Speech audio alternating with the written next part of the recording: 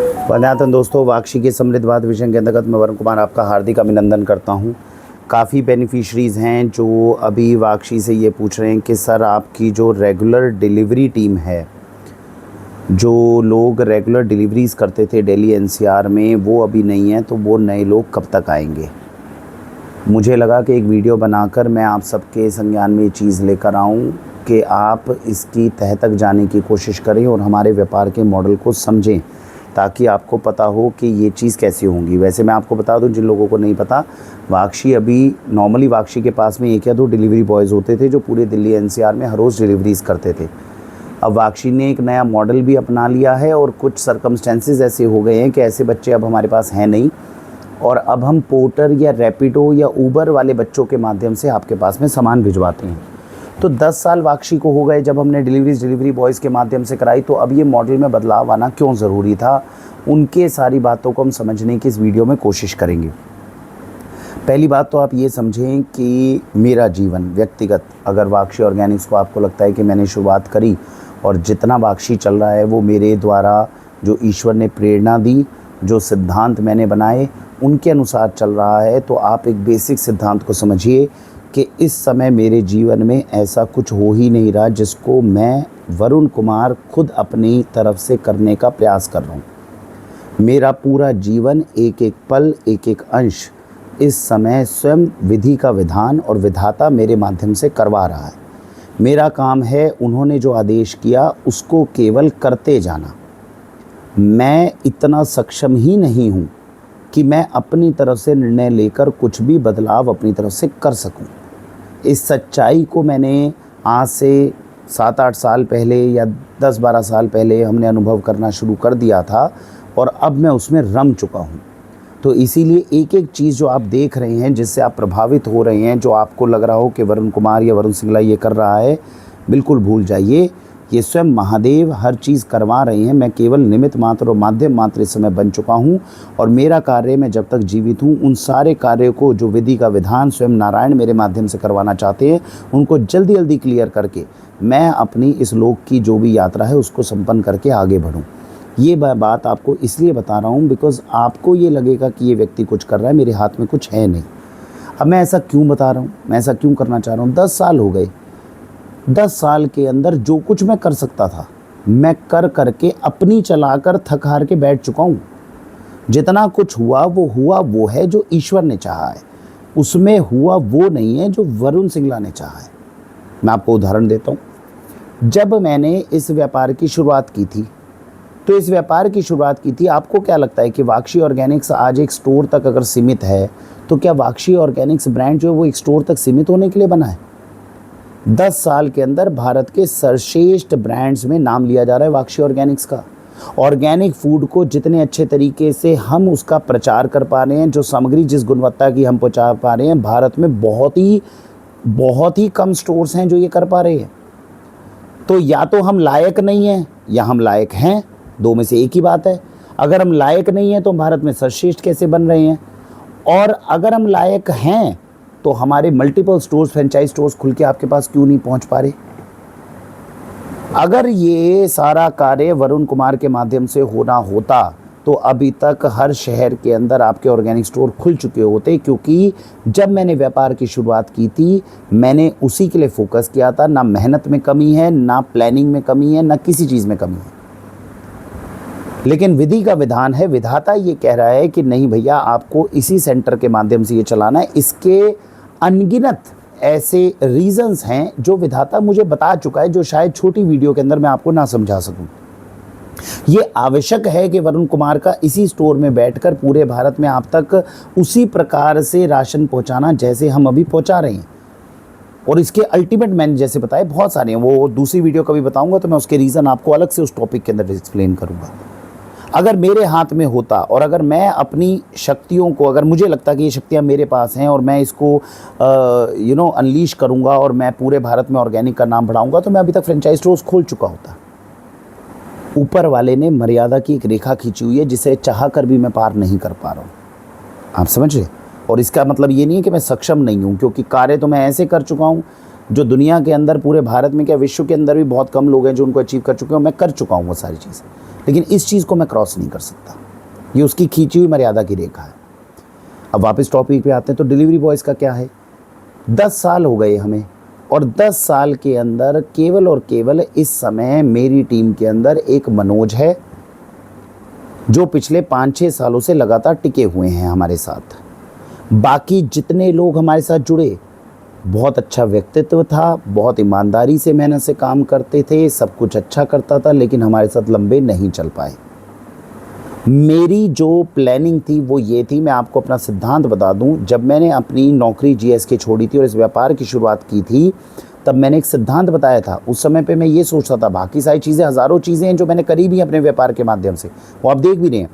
Employment, बेरोज़गारी के ऊपर मेरा विचार ये था कि बड़ा सिंपल सा तरीका है, दुनिया में कोई व्यक्ति नौकरी करे ही ना। अब ध्यान से समझना कॉन्सेप्ट क्या था मेरा, दुनिया में किसी व्यक्ति को नौकरी करनी नहीं चाहिए, सब लोग बिजनेस करने चाहिए, क्योंकि बिजनेस और व्यापार है यही देश को, समाज को और व्यक्ति को प्रबल बनाता है, सशक्त बनाता है।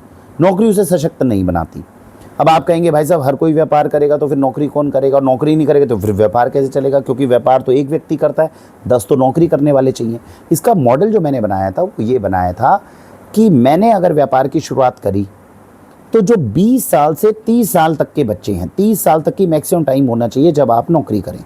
तो मैंने अपना व्यापार शुरू करा ऑर्गेनिक का। मैं किन बच्चों को रिक्रूट करूंगा, 16 साल से 17 साल से हमने अगर बच्चों को, या 18 साल मान लो आप, संविधान को अगर ज़्यादा मानते हो, मेरा मानना है 16 साल के अंदर शिवाजी ने अगर किले जीत दिए थे तो 11-12 साल के अंदर बच्चे को अपनी पूरी लिखना शुरू कर देना चाहिए, उसको अपनी ज़िंदगी को, जीवन को, जो मैं अपने बच्चों को करवाने वाला हूँ।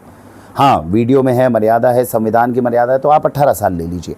18 साल से बच्चा जो है वो सीधा अपने काम को करना शुरू करे। 18 साल से 30 साल तक बच्चे को नौकरी करनी चाहिए। नौकरी किस लिए करनी चाहिए, पैसा कमाने के लिए नहीं, उस बिजनेस को सीखने के लिए जो बिजनेस वो भविष्य में करने वाला है। तो मैंने अपना बिजनेस रखा। 18 साल से 20 साल, 12 साल बहुत होते हैं किसी भी नौकरी को समझने में, करने में, उसके अंदर सारे गुण अच्छे से समझने में। 30 साल तक का बच्चा परिपक्व हो जाता है, जो अपने डिसीजंस अच्छे से ले सके, किसी व्यापार को आगे बढ़ा सके। जैसे ही ऐसा बच्चा परिपक्व हो जाए, उसको वाक्षी का फ्रेंचाइज स्टोर में खुलवा कर दे दूँ, जिसमें मेरे पास इन्वेस्टर्स बहुत हैं। मैं बार बार वीडियो में बोल चुका हूँ, हर महीने कम से कम एक व्यक्ति हमारे पास आता है, कहता है वरुण जी पैसे लगाने को तैयार हूँ, आप स्टोर खोलिए, क्योंकि उन्हें पता है हम चला देंगे। लेकिन हमारे पास बच्चे नहीं हैं चलाने के लिए, आप समझ रहे हैं। तो 30 साल के अंदर जब मैं उसको इस तरह का व्यापार जो है हैंड ओवर करूँ, तो वो उसको अपने दम के ऊपर आगे चला ले। अब इसमें कुछ प्रतिभाओं की फ़र्क हो सकता है, हर कोई व्यक्ति बिजनेस के लिए नहीं होता, चलो समझ में आ रही है, लेकिन जो व्यक्ति है वो इस तरह से जुड़े।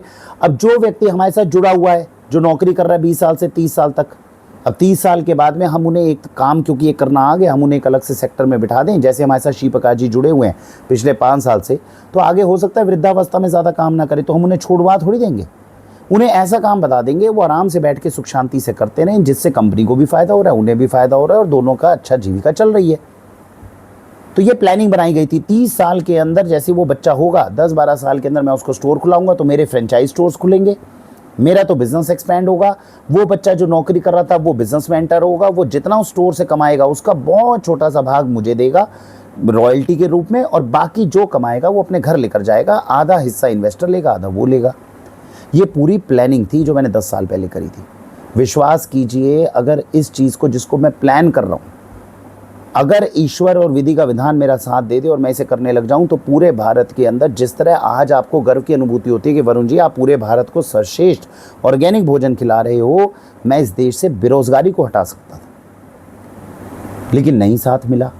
क्यों? क्योंकि जब हमने इंटरव्यूज़ किए तो हमें ये महसूस हुआ कि बच्चों की सोचने की कैपेबिलिटी इतनी नहीं है। बच्चे अपने महीने के 10-12 हज़ार, 15 हज़ार की धनराशि से ऊपर सोच ही नहीं पा रहे हैं। हम उन्हें 2 प्लान देते थे कि बेटा एक प्लान है जिसके अंदर आपकी शुरुआत होगी 14-15 हज़ार से, लेकिन 6 महीने के अंदर अंदर हम आपको 25-30 हज़ार तक पहुंचाएंगे। और दूसरा प्लान है जिसके अंदर हम 18-20 हज़ार से आपकी शुरुआत करेंगे, लेकिन 1 साल तक हम आपको ग्रोथ नहीं दे पाएंगे, 1-1.5 साल तक, और आगे ग्रोथ के लिए आप भी नहीं बोल पाओगे। बताओ कौन सा मॉडल चाहिए।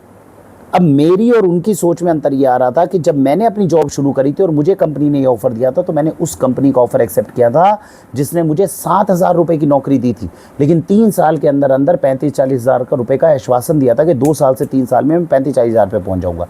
मैं जब नौकरी करता था मैंने उस कंपनी को चुना था। लेकिन ये जो आजकल के बच्चे, जब हम इनका इंटरव्यू लेते हैं, इनको इस चीज़ से ग्रोथ से लेना देना ही नहीं बन रहा था। तो जब हम इंटरव्यू लेते थे हम बड़े परेशान।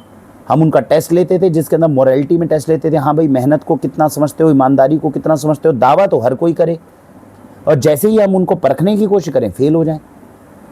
तो पहले साल में हमें ये झटके लगे। खैर कोई बात नहीं, हमें लगा कि ठीक है हम हीरे को ढूंढ रहे हैं तो जायज़ सी बात है 1000 में से कोई 1-2 हीरा मिलेगा, हर कोई तो नहीं मिलेगा। हम इंटरव्यूज़ भी लगातार करें, हमने OLX पे ऐड डाली, लोगों को बुलाया करा, हमें अच्छे ईमानदार मेहनती बच्चे भी मिल गए 10 साल के अंदर। 10 साल में तकरीबन मैंने 35 से 40 बच्चों को अपने संस्थान के माध्यम से नौकरी दी होगी। ये कौन से बच्चे थे? जो मेहनत ईमानदारी के टेस्ट को पास कर गए थे, सत्यनिष्ठा के टेस्ट को पास कर गए थे। तो अब मुझे हौसला आया कि ठीक है भैया, ये बच्चे चाहे कम ही सही, लेकिन 30-40 बच्चे 10 साल में बहुत होते हैं। इनके माध्यम से धीरे बढ़ेंगे लेकिन बढ़ेंगे, आगे बढ़ेंगे हम। यहाँ पर हमें एक और समस्या का सामना करना पड़ा। अब वो समस्या समझिए, वो समस्या केवल इन बच्चों की नहीं, वो समस्या आपकी और मेरी भी है। अब इसे गंभीरता से समझिए, जो मैं कहना चाह रहा हूँ क्या है। ये बच्चे जो मेहनत से सत्यनिष्ठा से आगे बढ़ रहे हैं, आगे बढ़ते हुए वाक्षी जो 10 साल से लगातार आगे बढ़ रही है, वो क्यों बढ़ रही है? क्योंकि हम गलती नहीं कर रहे। कैसी गलती नहीं कर रहे? आपने मुझे 2 रुपए दिए, तो हर दिन आप मुझे 2 रुपए दोगे, हर दिन मेरे पास में ये सवाल रहेगा कि वो 2 रुपए अपनी जेब में रख लूं या उसको 2 रुपए को धर्म के अनुसार, जहां पर जिसका जो उसका वो बनता है, अधिकार बनता है, उस तक वो 2 रुपए पहुंचाऊं। ये प्रश्न प्रतिदिन आता है हमारे पास। काम, क्रोध, मोह, लोभ, ईर्ष्या, अहंकार, ये प्रतिदिन हर दिन हमें जो है हमारे सामने परीक्षा रखते हैं और प्रतिदिन हमें इसमें उत्तीर्ण होना होता है। अगर आज 10 साल के बाद में आपने मेरे अंदर, मेरी नीयत में खोट पाना शुरू कर दिया, और उसको अगर वो खोट आता भी है, कोई धर्मात्मा नहीं है, मैं भी धर्मात्मा नहीं बन पाता, मुझसे भी दिन में जो है कई बार 1-2 बार विचार गलत आते होंगे, लेकिन उस समय पे सिद्धांत याद रखना है, राम नाम के साबुन से उस मैल को तुरंत धोना है। अगर राम नाम के साबुन से उसको तुरंत नहीं धोया तो ये जो वाक्षी का ब्रांड आपको दिख रहा है, ताश के पत्तों की तरह क्रैश करेगा। यही चीज जो मुझ पर, जो वाक्षी के ब्रांड के संस्थापक होने के नाते लागू हो रही है, यही उन बच्चों पे नौकरी के दौरान लागू होती है। वो बच्चे अच्छे हैं, ईमानदार थे, सत्यनिष्ठ थे, माता पिता ने संस्कार अच्छा दिया, लेकिन प्रतिदिन का सवाल होता है कि आज आप 2 रुपए की चोरी तो नहीं करोगे, आज आप किसी से झूठ तो नहीं बोलोगे, जब भगवान परीक्षा ले रहा है तो आप फेल तो नहीं होगे। और ये कर्तव्य पथ पर लगातार चलना बहुत मुश्किल है। तो समस्या क्या आ रही है? समस्या ये आ रही है कि वाक्षी के स्टैंडर्ड्स तो 10 साल में, और अच्छा इसमें एक और सिद्धांत भी है, आज वाक्षी ने जो स्टैंडर्ड्स रखे हैं, या तो हम उसमें ऊपर की तरफ जाएंगे या नीचे की तरफ जाएंगे। अपने जीवन के अंदर आप जिस सिचुएशन, जिस पोजीशन पे आज हो, आपको लगे 10 साल बाद भी वहाँ रहोगे, ये पॉसिबल नहीं है। ये बहती धारा है समय। तो अगर मेरी सोच अच्छी होती जा रही है तो मैं दिन पे दिन आगे बढ़ता जाऊंगा, सोच बुरी होती जा रही है तो मैं पीछे जाता जाऊंगा। 2 में से एक डिसीजन तो लेना है। या तो मैं ईमानदारी, सत्यनिष्ठा मेरी बढ़ती जाएगी, तो वाक्षी के स्टैंडर्ड्स भी 10 साल में बढ़ते गए, और जितने बच्चे हमारे साथ काम कर रहे हैं उनका स्टैंडर्ड्स भी उसी के हिसाब से हम बढ़ाते गए। लेकिन एक बच्चा कब तक मेहनत और सत्यनिष्ठा के पथ के ऊपर टिका रहता है, ये बहुत मुश्किल है। तो 10 साल के अंदर हुआ क्या? आज 6-7 साल हो गए, एक मनोज जी को, एक श्री प्रकाश जी को, केवल 2 लोग मेरे पास बचे। बाकी सब बच्चों में क्या वो बुरे थे? नहीं। क्या वो दूसरों से अच्छे थे? हाँ, तभी तो वाक्षी से जुड़े। 1-1 साल, 1.5 साल, 2-2 साल काम किए। उनसे उम्मीद क्या थी? उनसे उम्मीद ये थी इन बच्चों को 5-6 सालों में डेवलप करके मैं इन्हें बिजनेसमैन बनाऊंगा, इनके थ्रू फ्रेंचाइज स्टोर खुलवाऊंगा, क्योंकि वो फ्रेंचाइज स्टोर खोलने की क्षमता इस समय देश में नहीं है लोगों के पास। वो सोच ही नहीं है, वो विकास ही नहीं, लेकिन इनकी ट्रेनिंग करवा रहा था। अब दिक्कत क्या आती है? 1.5-2 साल के अंदर ऐसा नहीं हो सकता इन बच्चों से भूल चूक ना हो, और कर्म जो है वो किसी को छोड़ता नहीं है, ये दिक्कत है। कर्म छोड़ता नहीं है। एग्जाम्पल देता हूँ, एक बच्चा है, माता पिता ने बहुत अच्छे संस्कार दिए, अब वो रात को 4-5 बच्चों के साथ बैठता था जिसकी संगति बिगड़ी हुई थी। अब संगति बिगड़ने के कारण क्या है? कर्म तो बुरे हो गए। अब वो बच्चा बुरा नहीं है, वो बच्चा हमारे यहाँ से गया, आने के बाद में बोला उसने, नहीं भैया मैं आप ही के साथ जुड़ना चाहता हूँ, मैं आप ही के साथ करना चाहता हूँ, बाहर मुझे सुख शांति नहीं मिलती। दोबारा भी उस बच्चे ने बहुत अच्छी कोशिश करी, ऐसा नहीं है, अच्छी मेहनत करी, लेकिन दिक्कत क्या है, जो पहले कर्म हाथ से गलत हो गए हैं वो अब आपकी बुद्धि को सही राह पे आने नहीं दे रहे। इसमें सहायता कौन करेगा? इसमें सहायता स्वयं व्यक्ति को ही खुद की करनी होती है। तो जो बच्चे आज वाक्षी के साथ जो बच्चों डिलीवरी कर रहे थे पिछले 2-3 सालों में, वो छोड़कर क्यों गए?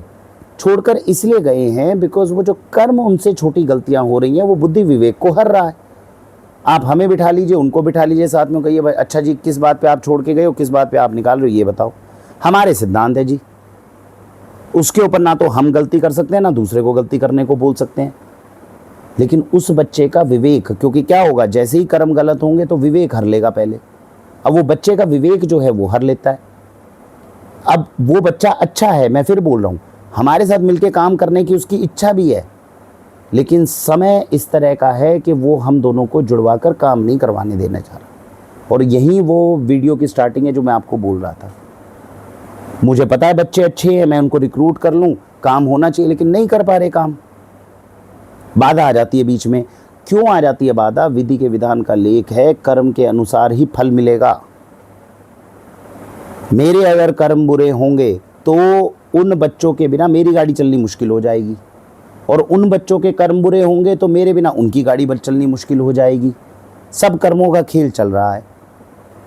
तो मैं अगर इन बच्चों को रिक्रूट करके मैं करवाना भी चाहूँ कुछ मेहनत, तो मैं नहीं करवा पा रहा, क्योंकि स्टैंडर्ड्स लिखे हुए हैं। उन स्टैंडर्ड्स के ऊपर अभी मनोज और श्री प्रकाश जी है जो केवल टिके हुए हैं। अब श्री प्रकाश जी के लिए भी हम बार बार बोलते ही हैं, क्योंकि क्या हो रहा है, कंपनी की सोच बढ़ती है, उतनी सोच अगर उनकी बढ़ती है तभी वो होता है। वही बड़ी मुश्किल से पिछले 1-1.5 महीने में भी थोड़े भटके थे, लेकिन अब दोबारा से हमें ज्वाइन कर रहे हैं, अभी 1 तारीख से ज्वाइन कर रहे हैं, तो आगे बढ़ेंगे। एक केवल मनोज है अभी जो हमारे साथ जुड़ा हुआ है, जिसने हमारी सोच के साथ सोच मिलाकर, बहुत सारे अवगुण उस बेचारे में थे लेकिन उसने अपने अवगुणों को दूर किया है। साबुन से खुद को जैसे मन को वॉश करना होता है वैसा किया है। और हमें तो परमपिता परमात्मा जो है वो प्रतिदिन इन कामों के अंदर लगा ही रहा है कि धर्म समाज के कार्य जो है वो जितनी गति से होने चाहिए होने। तो ईश्वर की, महादेव की कृपा है जिसके माध्यम से हम ये कार्य सब कर पा रहे हैं। तो आप समझ रहे हैं बात को? तो आपको दूर से देखने में बहुत लगेगा, अरे भैया ये टीम 10 साल हो गए, 5 लोगों की क्यों चल रही है, 50 क्यों नहीं हो रहे, 500 क्यों नहीं हो रहे? हाथ भी नहीं है हमारे कुछ। ये जो आप नया संस्थान देख रहे हो जहाँ मैं वीडियो बना रहा हूँ, मैंने इसके ऊपर भी वीडियो बनाई थी। 10 साल हो गए, मर्यादा की रेखा खींच रखी है विधि के विधान ने। क्या कि जरूरत से ज्यादा प्रॉफिट मैं अपने पास रख ही नहीं सकता। तो जितनी पूरी प्लानिंग की गई है वो इस तरीके से की गई है, भाई किसान भी 2 पैसे कमा ले, मैं भी 2 पैसे अपने बच्चों की जीविका कर लूं, उनके लिए जो है कहीं मुझे हाथ ना फैलाना पड़े, आप लोगों के लिए भी कम से कम सस्ते रेट पे सामान आ जाए और भारत का सर्वश्रेष्ठ आ जाए। यही तो धर्म कहता है। अब इस धर्म के अनुसार पैसा ज्यादा जुड़ नहीं सकता। यही तो था भाई, जब आप 10 साल तक आप अथाह पैसा जब गलत काम कर नहीं रहे हो तो अथाह पैसा तो जुड़ेगा नहीं, आप तो अपनी जीविका चला सकते हो। तो जिस दुकान में बैठे थे वो रेंट की दुकान थी, लेकिन क्या हो रहा है, कर्म तो पॉजिटिव हो रहा है। जब आप धर्म के पथ पर चल रहे हो तो कर्म तो अच्छा लिखा जा रहा है, उस कर्म को अपना फल देना है। उस कर्म ने फल हमें कैसे दिया? भाई दुकान मैं नहीं खरीद पा रहा था, मेरे पास पैसा नहीं बच रहा था, लेकिन मेरा भाई जो मेहनत करता है उसके पास तो पैसा बच रहा था। उसने एक बिल्डिंग खरीदी, बिल्डिंग खरीदने के बाद अब उसको उस बिल्डिंग की सुरक्षा भी करनी है, कल के लिए अच्छे से करनी है। तो उसने कहा भैया तुम अपना व्यापार बाहर क्यों करते हो, तुम यहाँ पे कर लो। हमें बैठने के लिए जगह मिल गई, उसको अपनी बिल्डिंग की सुरक्षा भी मिल गई, कल को एक इन्वेस्टमेंट हो गई जो समय के साथ उम्मीद है कि अच्छी हो जाए। हम भी अच्छा कर्म करेंगे, वो भी अच्छा कर्म करेंगे, जिस जगह पे बैठे उसकी दुगनी वैल्यू हो जाएगी, कल को दोनों का लाभ हो जाएगा। तो करा क्या, किसी ने गलत कुछ नहीं किया। स्वयं विधि का विधान जो है इन सारी चीज़ों को घुमाता है और आपको जहाँ पर आप बैठे होते हो वहाँ से ऊपर लेकर आता है। और ये विधि का विधान मुझ पर भी, मेरे सभी साथी भाइयों पर भी जो वाक्षी के अंदर जुड़े हुए उन सब पे लागू है।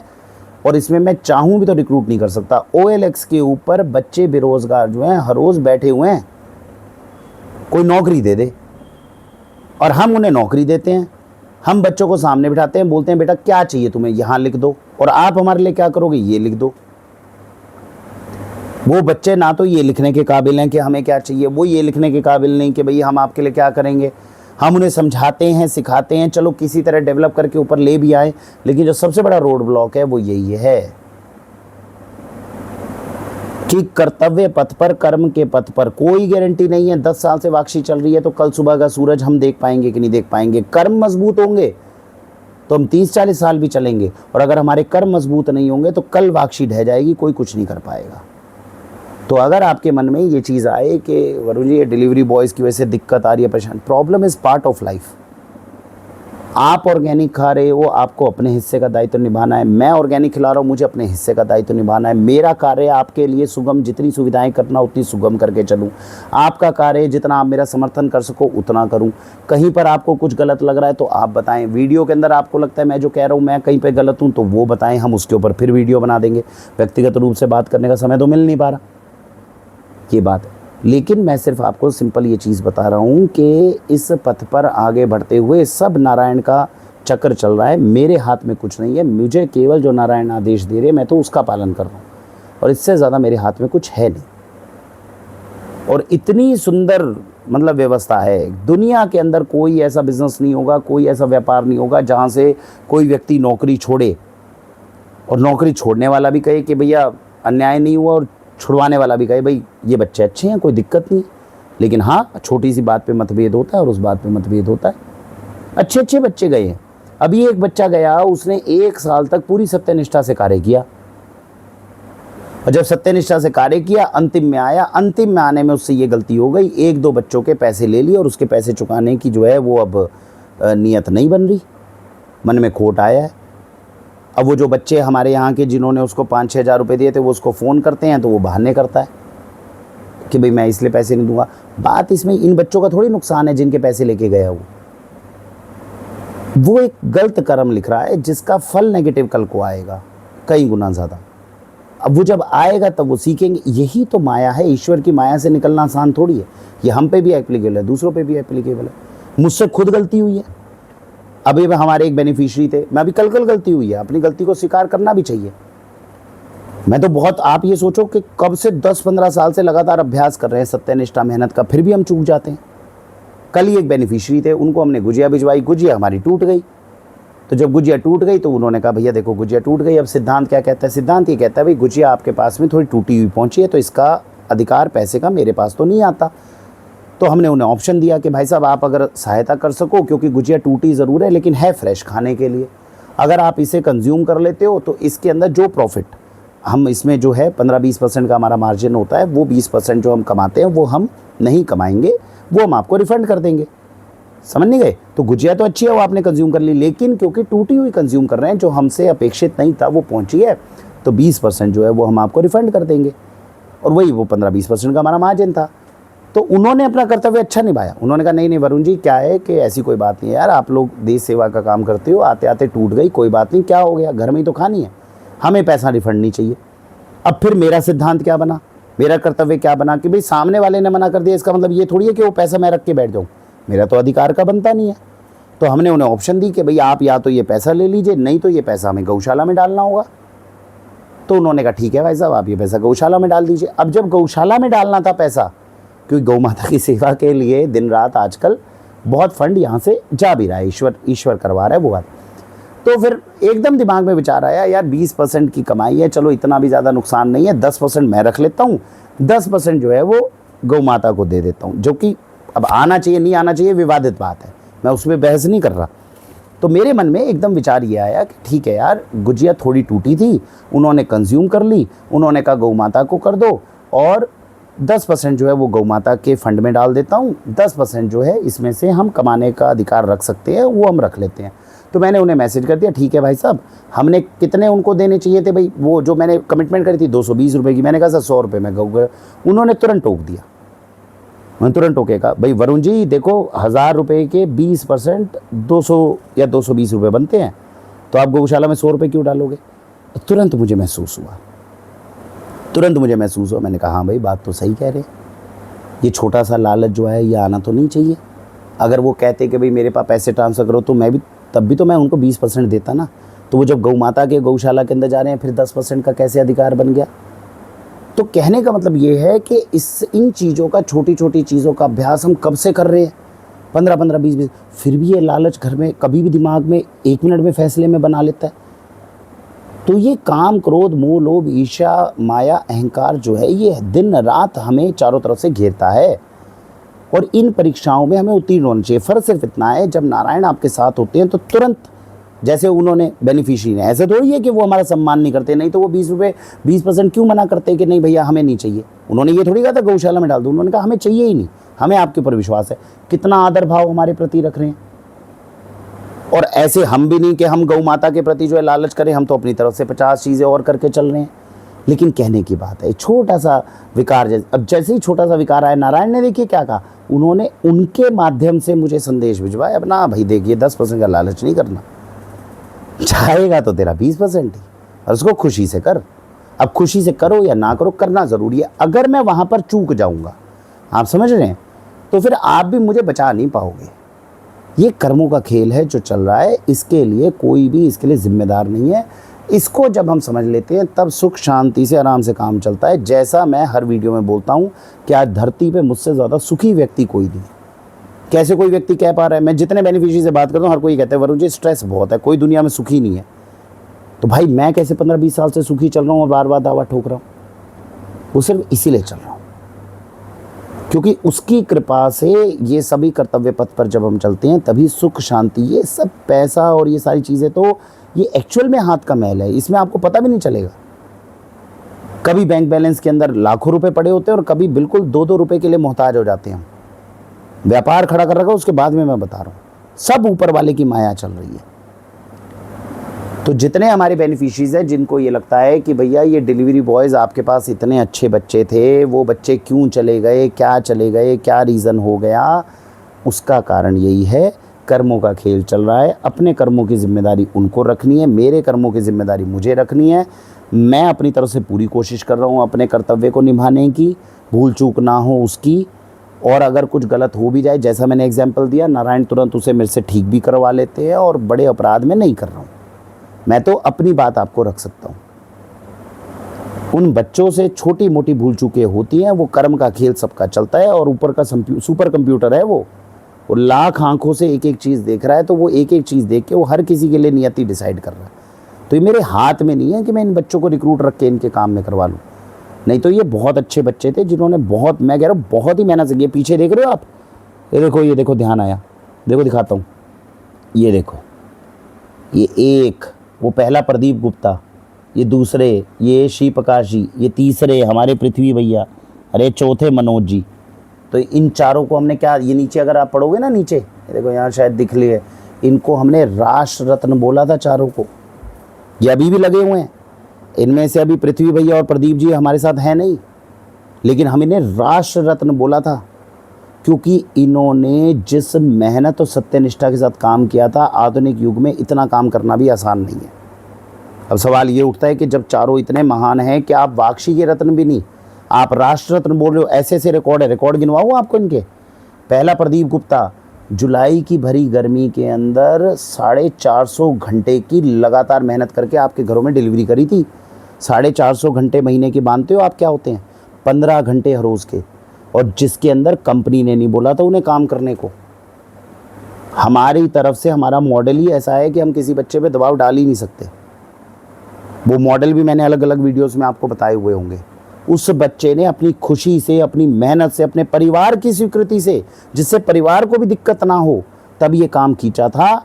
आज तक उस बच्चे का, ये प्रदीप वाले बच्चे का रिकॉर्ड जो है 15 घंटे का दिन का 450 घंटे जुलाई के महीने में भरी गर्मी में आप सबके दिल्ली एनसीआर में डिलीवरी करने के, पूरे भारत में मैं दावा करता हूँ किसी बच्चे में दम नहीं है। और इस बच्चे ने 120 से 150 किलो का लोड वाक्षी, वो मतलब ये बाइक के ऊपर लेकर गए हैं, जिसमें से एक भी चीज़ हमने उन्हें करने को नहीं बोली, वो खुद अपनी मेहनत से अपने दम पे ऊपर करके गए, तब जाके इन्हें राष्ट्र रत्न की उपाधि मिली थी। अब मैं किस बेसिस पे इनका बैनर उठाऊं, जबकि ये है नहीं अभी कंपनी में है नहीं। लेकिन हाँ, वो बुद्धि भटकी और भटकने के बाद में अभी कर रहे हैं अपना छोटा मोटा जो भी काम कर रहे हैं। अब मैं भैया घर से तो उठा के ला नहीं सकता किसी को, क्यों छोड़ के गए, क्या छोड़ के गए, उनके पास में कोई रीज़न नहीं है। लेकिन बुद्धि विवेक जब हट जाता है तो आती है बात। अब वो अपना जो भी काम कर रहे हैं। अब क्यों बुद्धि घूमी है कोई नहीं जानता, कर्म का खेल है भाई, क्या कर सकते हैं। दूसरे हमारे श्री प्रकाश जी जो है, इनसे तो आप बातचीत करते ही रहते हैं लगातार, पिछले 5 साल से आप देख रहे हैं कि किस तरीके से कार्य होता है। तो हम तो उनको भी यही बताते रहते हैं भैया सोच को और बड़ी करें। कमी क्या है, बस एक छोटी सी है कि सोच, लेकिन मेहनत देखिए आप, सुबह 9 बजे से रात के 9 बजे तक। इन्होंने जब हमें ज्वाइन किया था मात्र 7,000 रुपये की नौकरी पे ज्वाइन किया था श्री प्रकाश जी ने 6 साल पहले, और ये वाक्षी के अंदर 45 से 50,000 रुपये महीने तक इन्होंने हमारी एक जनरल किराने की स्टोर से कमाया है। आंखें खुल जाएंगी आपकी कि भैया राशन की दुकान पे कोई व्यक्ति, वरुण जी, जो लोगों के साथ गलत भी ना कर रहा हो, एक्स्ट्रा पैसे भी ना कमा रहा हो, उस राशन की दुकान में एक एम्प्लॉय जो है 45 से 50,000 रुपये महीना कैसे कमा सकता है? इन्होंने कमाया है, मैंने नहीं दिया इन्हें पैसा, इन्होंने अपनी मेहनत पे कमाया है। भाई जब अगला व्यक्ति मेहनत करेगा, सुबह से शाम तक आपको 50 चीज़ें बताएगा, उसके कहने के अनुसार, धर्म अनुसार आप वो चीज़ें खरीदोगे, तो उसका 1% मेरे पास आएगा जो धर्म अनुसार आना चाहिए, 1% उनके पास जाएगा। अब उनका परसेंटेज ही अच्छा बड़ा बन रहा था, तो मैं क्या कर सकता हूँ?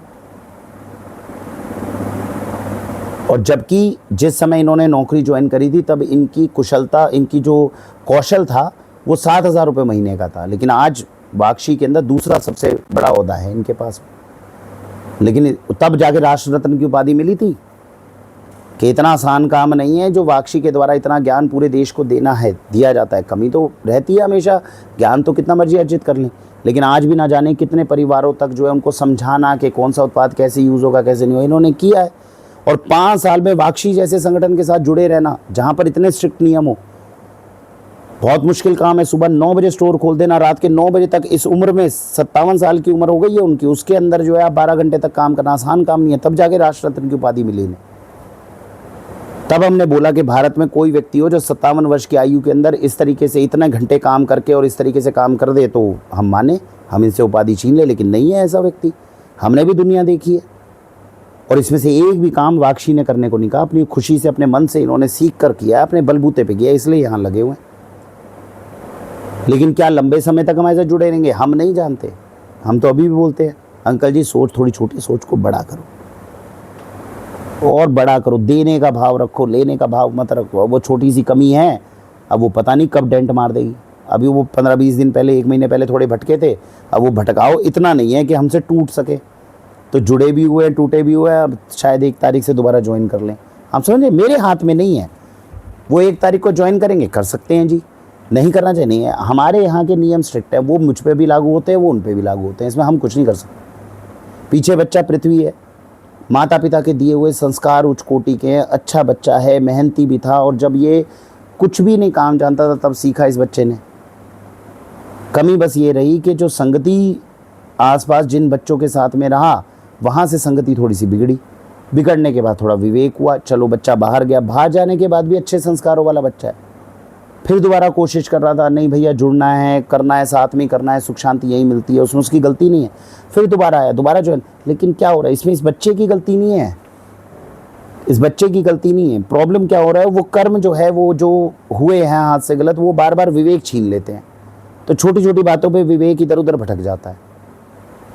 अब वो अच्छे कर्म हाथ से होने लग जाए, हम तो यही सलाह देते हैं, बेटा अच्छे कर्म अपने हाथ से करो, वो विवेक दोबारा सेंटर में आएगा, दोबारा ज्वाइन कर लेगा। भाई ऐसा थोड़ी है बच्चा हीरा नहीं है, बच्चा तो हीरा है, लेकिन वो विवेक जो है वो बार बार भटक जाता है।